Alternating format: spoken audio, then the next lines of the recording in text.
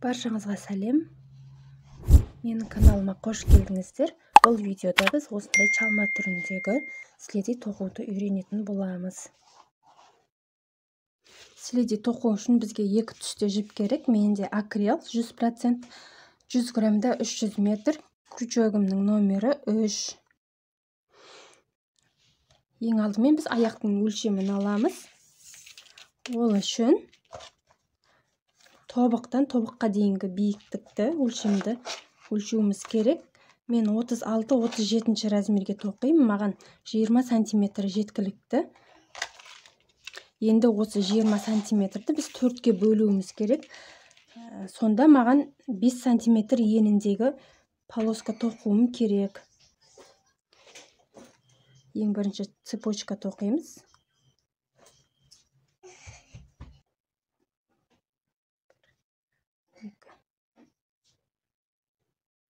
Цепочка тоқып болдым.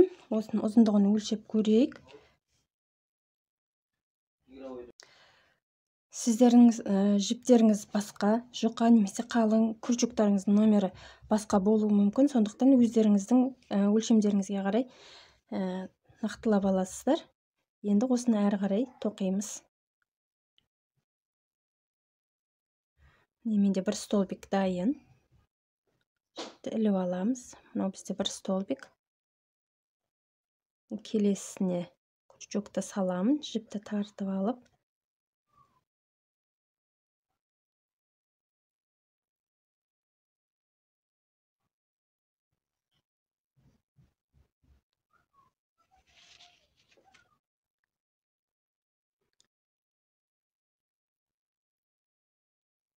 Осылай соңына дейін тоқып шығамыз. Бірінші қатарды тоқып болдым. Айналдырамыз. Екінші қатарды да осылайша тоқимыз.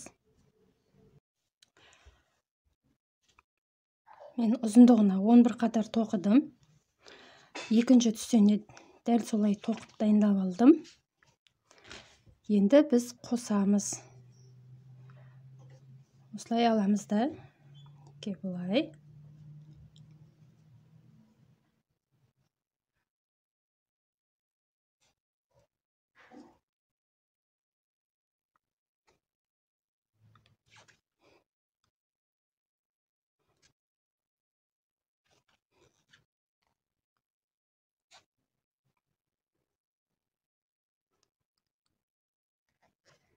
Столбиктің түбінен өткіземіз. Осылайша соңына дейін тоқимыз. Мына жерге дейін тоқып аламыз. Мен тоқып болдым. Енді бізге табанның ұзындығын өлшеу керек. 36-37 өлшемге менде 22 сантиметр. Яғни мен ұзындығын 22 сантиметр қылуым керек. Жіпті іліп аламыз крючокқа.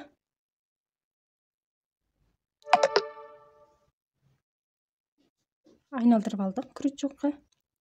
Мынау бізде петля болса, мынау тұр ғой. Соның мынау артқы жағындағы жарты бөлігінен өткіземіз. Мінекей былай. Жіпті іліп алып шығарамыз. Жіпті крючокқа іліп, үшеуін бірден өткіземіз. Тағы да көрсетейін, міне. Әдетте біз былайынан екеуін алып тоқсақ, бұл жолы осы жарты бөлігіне өткізіп, осылай.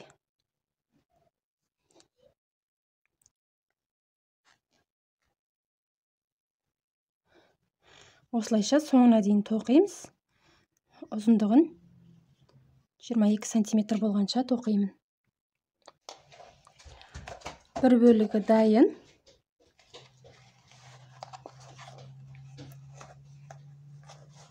Нете шартсы. Енді екінші бөлігін өткіземіз.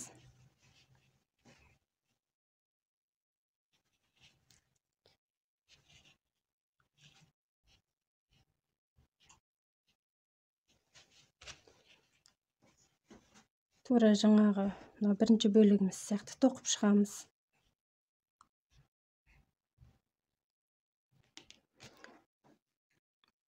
дайын.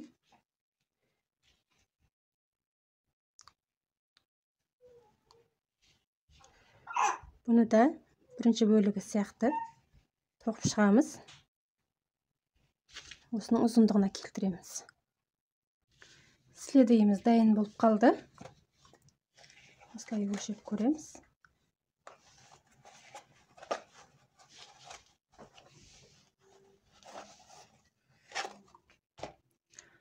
Мына жерден артығымен қиып аламыз. Былай қарай тігуге керек болады.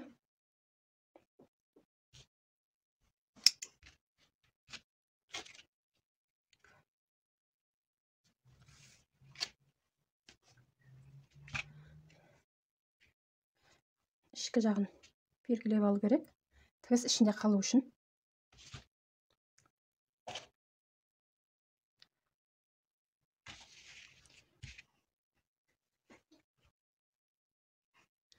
Осылай мінекей тігіп шығамыз.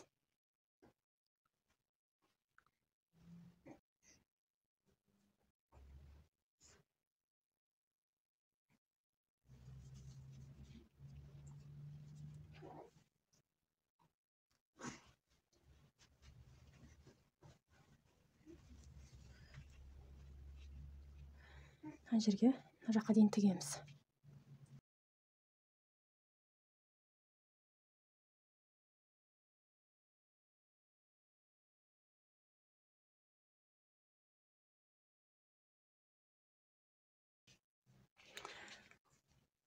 Табанын тігіп болдық. Енді мына жердегі несі ұнап тұрған жоқ маған. Енді бұны да тігіп тастаймын.